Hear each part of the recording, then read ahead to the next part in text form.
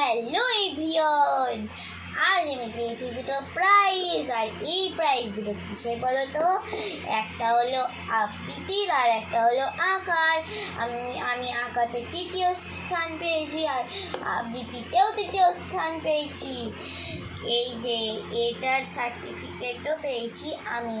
এরকম এটা আঁকার সার্টিফিকেট আর এটা আবৃত্তির সার্টিফিকেট।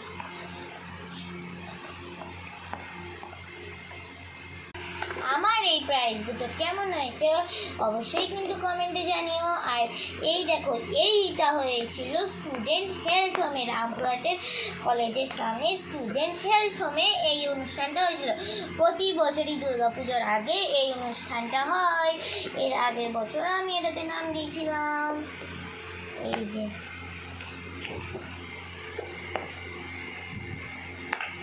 আর এই দুটো প্রাইজ। Tata, bye by.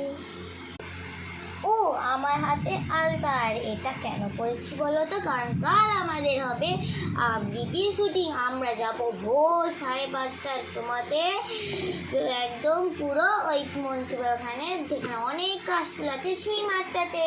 সেই জন্য আমি আজ রাত থেকে রেডি করে নিয়েছি আমার হাতে পরে, কারণ কাল অনেক ভোরে উঠতে হবে।